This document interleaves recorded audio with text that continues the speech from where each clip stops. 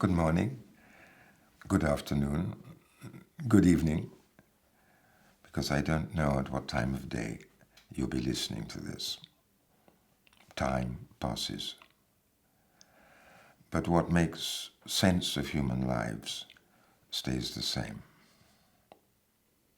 And I want to read you a short story by the great Palestinian writer, Gassam Kanafani. He's a writer I admire very much. And in the last book I've written, not yet published, it's dedicated to his memory. He was assassinated in 1972 by the Mossad, the Israeli secret police.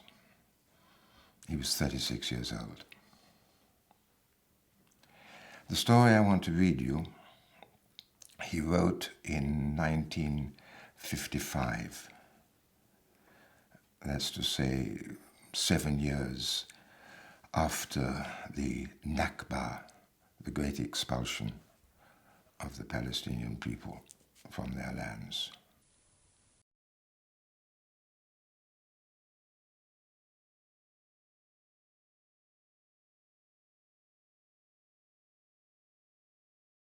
Dear Mustafa, I have now received your letter in which you tell me that you've done everything necessary to enable me to stay with you in Sacramento. I've also received news that I have been accepted in the Department of Civil Engineering in the University of California. I must thank you for everything, my friend. But it will strike you as rather odd when I proclaim this news to you. But make no doubt about it. I feel no hesitation at all. In fact, I'm pretty positive that I have never seen things so clearly as I do now. No, my friend, I've changed my mind. I won't follow you to the land where there is greenery, water, and lovely faces, as you wrote in your last letter. No, I'll stay here, and I won't ever leave. I'm really upset that our lives won't continue to follow the same course, Mustafa. For I can almost hear you reminding me of our vow to go on together, and then of the way we used to shout, "We'll get rich." But there's nothing I can do, my friend. Yeah, I still remember the day when I stood in the hall of Cairo Airport, pressing your hand and staring at the frenzied motor of the plane. And at that moment, everything was rotating in time with the ear-splitting noise of the motor. And you stood in front of me, your round face silent. Your face hadn't changed from the way it used to be when you were growing up in the Shia quarter of Gaza, apart from a few wrinkles. We grew up together, understanding each other completely, huh? And we promised to go on to the end. But there's a quarter of an hour now, a quarter of an hour left before the plane takes off. Don't look into space like that. Listen. You'll go to Kuwait next year, and you'll save enough from your salary to uproot you from Gaza and transplant you to California. We started off together, and we must carry on. I hear you saying that to me. I hear you. And at that moment, I was watching your rapidly moving lips. That was always your manner of speaking, without commas or full stops. Yet in an obscure way, I felt that you were not completely happy with your flight. You couldn't give 3 good reasons for it. But the clearest thought was, Why don't we abandon this Gaza and flee? Why don't we? Your situation had begun to improve. The Ministry of Education in Kuwait had given you a contract, though it hadn't given me one. Later, in the trough of misery where I existed, you sent me small sums of money. You wanted me to consider them as loans because you feared that I would be slighted otherwise. And you knew my family's circumstances. You knew them in and out. You knew that my meager salary in the UNRWA school was inadequate to support my mother, my brother's widow, and her 4 children.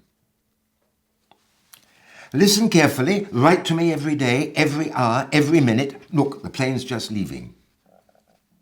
Goodbye. Or rather, till we meet again.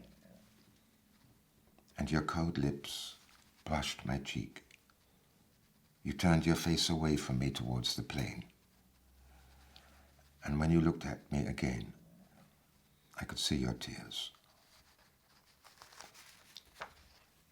Later, the Ministry of Education in Kuwait gave me a contract. Oh, there's no need to repeat to you how my life there went on in detail, because I always wrote to you about everything. My life there had a gluey, vacuous quality, as though I were a small oyster lost in oppressive loneliness, struggling slowly with a future as dark as the beginning of night, caught up in a rotten routine, a spewed-out combat with time. Everything was hot and sticky. There was a slipperiness to my whole life. It was only a hankering for the end of each month. And in the middle of that year, the Jews bombarded the central district of Sabha and attacked Gaza, our Gaza, with bombs and flamethrowers. That event might have made some change in my routine. But there was nothing so much for me to take notice of.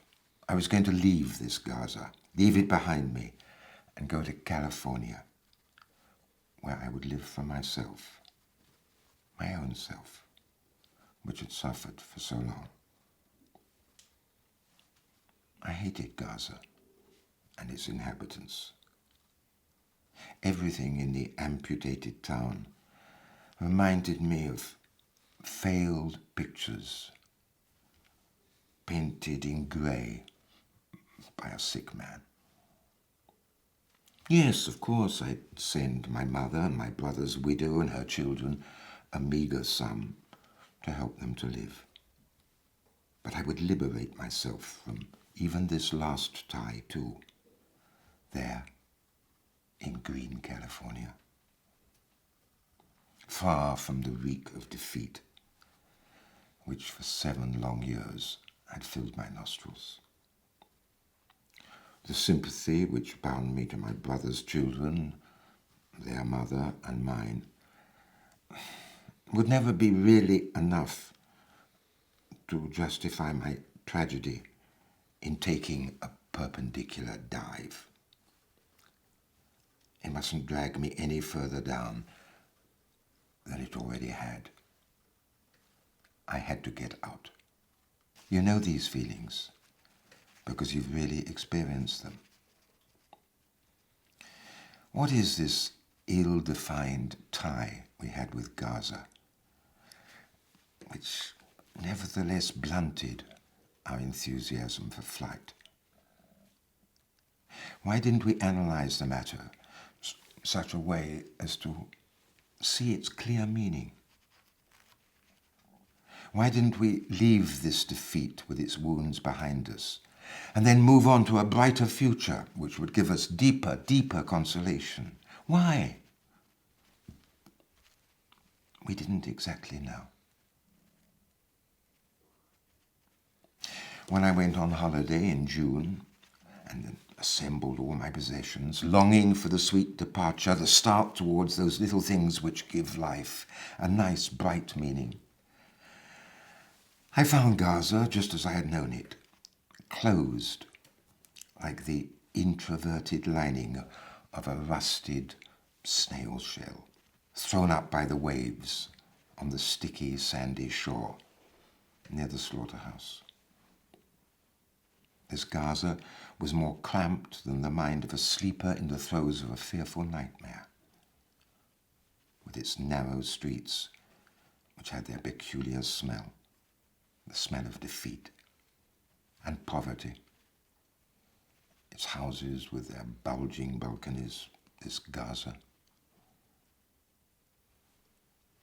Yet what are the obscure causes that draw a man to his family, his house, his memories, like a spring draws a small flock of mountain goats? I don't know. All I know is that I went to my mother's house that morning. And when I arrived, my late brother's wife met me and asked me, she was weeping, if I would do as her wounded daughter Nadia, now in Gaza hospital, wished me to do, and visit her that evening. Mustafa, do you know Nadia, my brother's beautiful 13-year-old daughter? That evening, I bought a pound of apples and set out for the hospital to visit Nadia. I knew that there was something about it that my mother and my sister-in-law were hiding from me, something which their tongues couldn't utter, something strange and which I couldn't put my finger on. I loved Nadia. I loved her from habit, the same habit that made me love all that generation, which had been so brought up on defeat and displacement that it had come to think that a happy life was a kind of social deviation. What happened at that moment? I don't know. I entered the white room, very calm.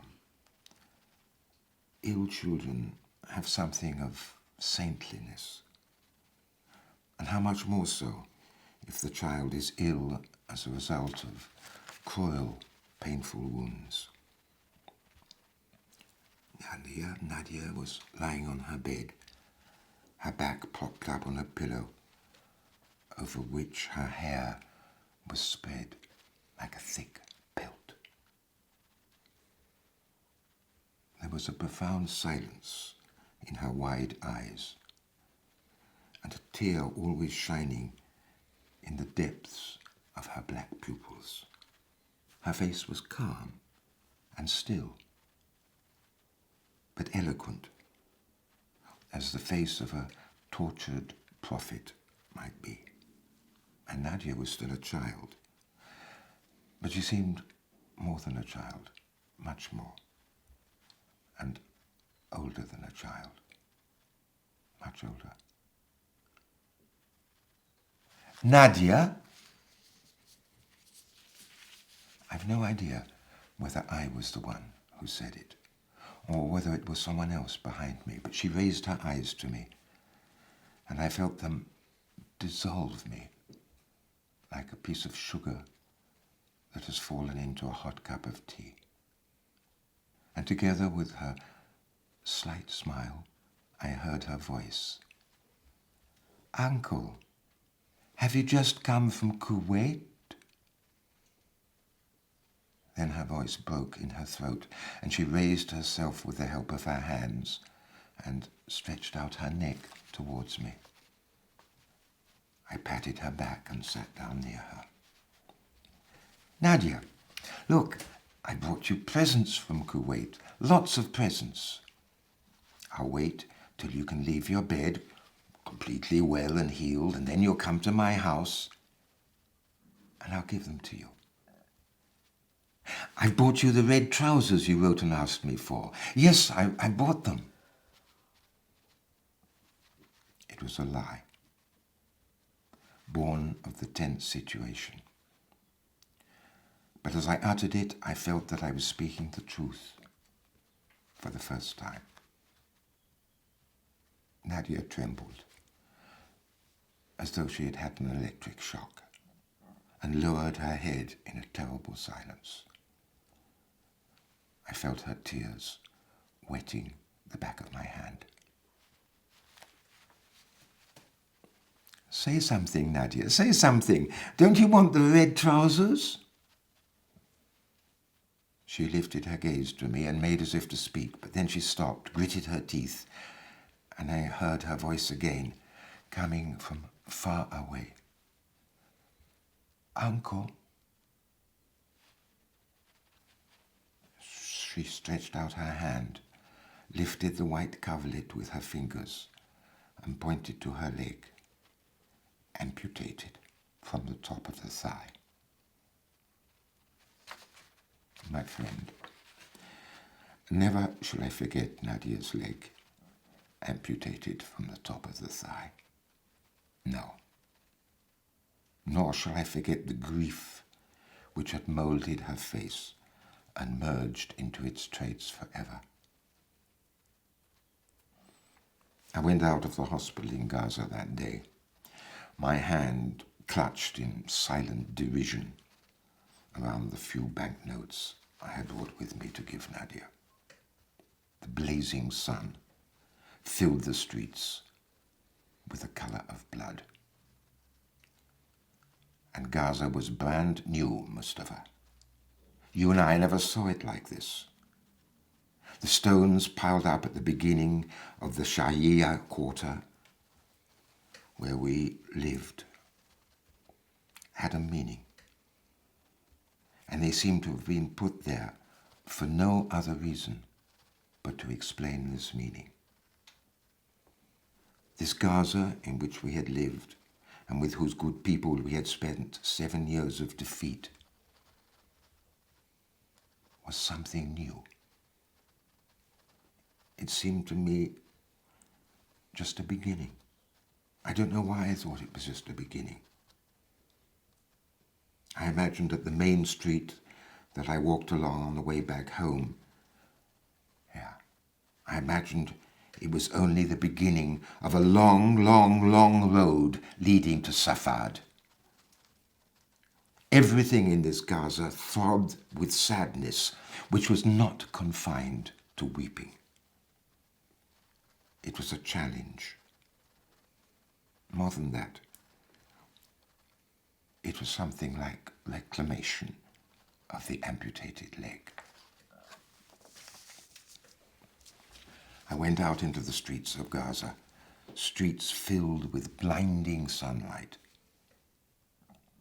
And they told me that Nadia had lost her leg when she threw herself on top of her little brothers and sisters to protect them from the bombs and flames that had fastened their claws into the house. Nadia could have saved herself.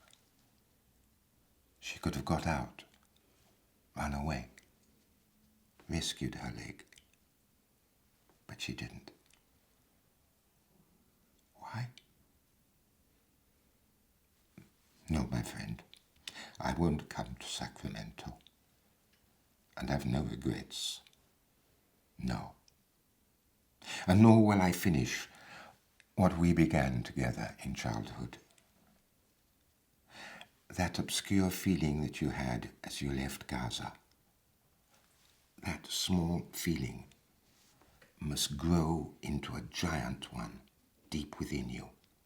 It must expand. You must seek it in order to find yourself here among the ugly debris of defeat. I won't come to you, but you return to us. Come back to learn from Nadia's leg, amputated from the top of the thigh, what life is and what existence is worth. Come back, my friend. We're all waiting for you.